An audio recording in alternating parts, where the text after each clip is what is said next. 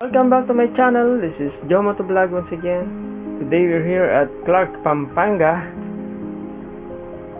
because we have our reservation at the Swiss Hotel. Okay, we're now approaching the security check of the Swiss Hotel. Okay, but before we go on, I would like to show you the aerial view of this hotel, although it's quite far from this hotel. Okay, so ayan, nakita po natin yan ang Swiss Hotel. Alright, so let's get inside the Swiss Hotel.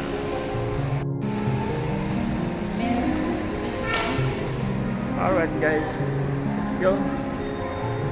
Let's get inside.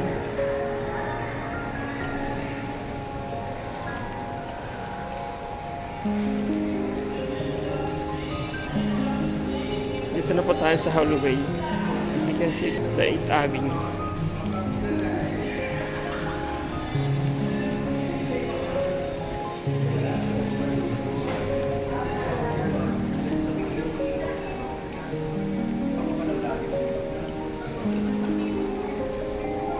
Very nice.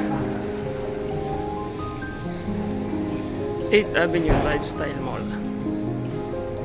Pag kumanan po tayo dito, ito natin yung mga concierge.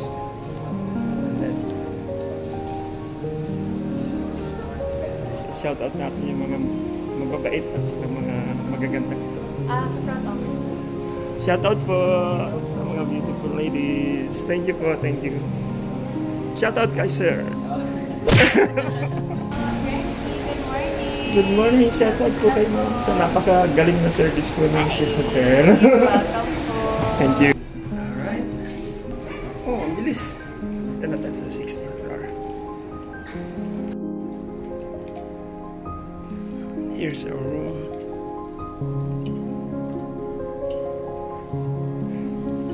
Okay. Next morning. We're going to eat our breakfast here at the market. Let's go! Let's enjoy the breakfast here. Hello, good morning! Good morning, good morning ma'am. Ayan, yung mga mababait natin ng mga staff ng market. At ito po yung ano, yung tigpakang matalisan. Ayan. Here are the foods. You will definitely enjoy the foods here. Of course, favorite natin natin.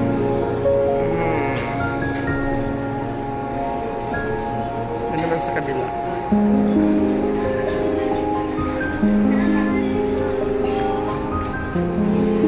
Okay.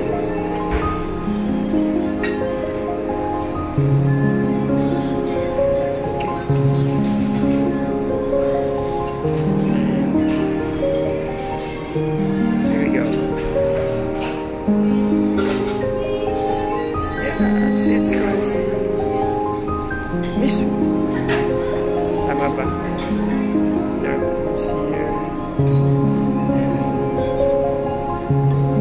Lots of foods and bread.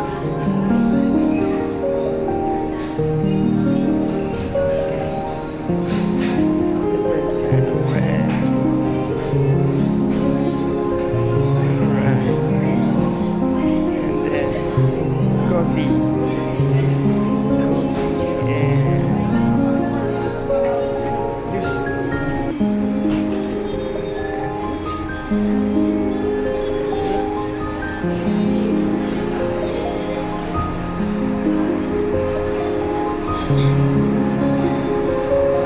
Salads.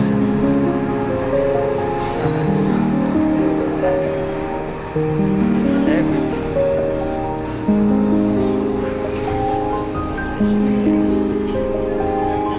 Okay. A few minutes later. Alright guys, so ayan. Ano po tayo ng pagkain. Ito po, papakita ko yung mga food choices. Ano po tayo?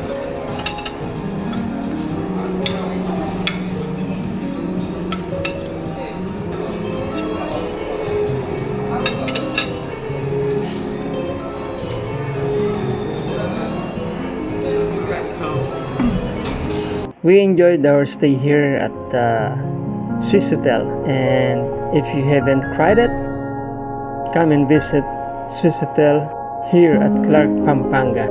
And I'm sure you will enjoy the amenities here, the casino and everything. So, I guess that's all for today.